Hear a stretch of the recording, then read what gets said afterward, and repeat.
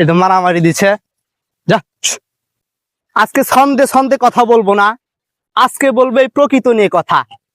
একটা সময় এই মাঠে কিন্তু ফসল ছিল, এখন আপনারা দেখতে পাচ্ছেন এই মাঠে কিন্তু আর ফসল নাই।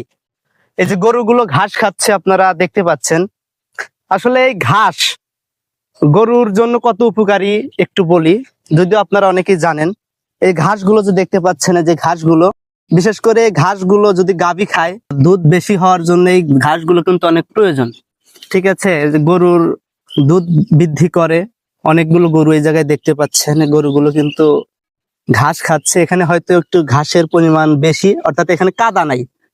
আমাদের এটা আমাদের গ্রাম ভাষায় চড়া বলে। চড়াতে কিন্তু দেখা যাচ্ছে বেশিরভাগ আপনার কাদো কাদো থাকলেও এখানে কিন্তু নাই, যার কারণে প্রত্যেকটা দেখেন গরু এটা মারামারি দিছে।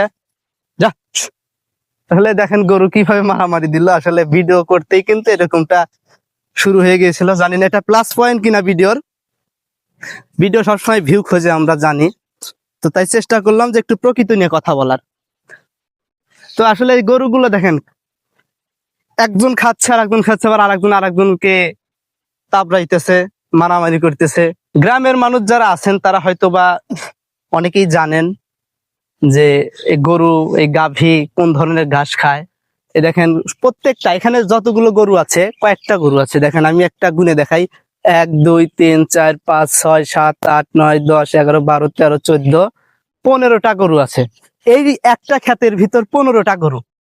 তাহলে আপনি চিন্তা করেন এখানে কি পরিমাণ ঘাস আছে। এই ঘাসগুলো খাওয়ার জন্য গরুগুলো এখানে আইছে।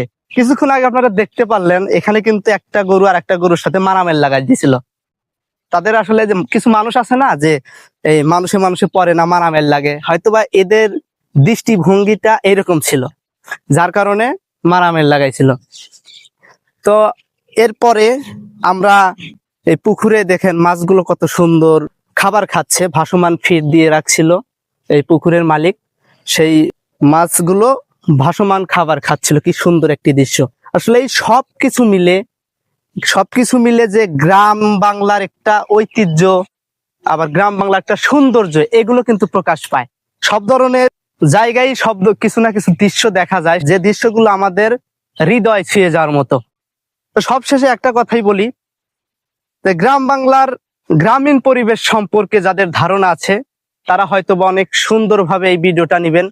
আর বিশেষ করে যারা আমাদের যেমন গ্রাম বাংলার ভাষায় এই চড়া বলি, অনেকেই মাঠ বলে, অনেকেই অনেক রকম কথা বলে। তো আসলে এই যে সৌন্দর্যগুলো, এই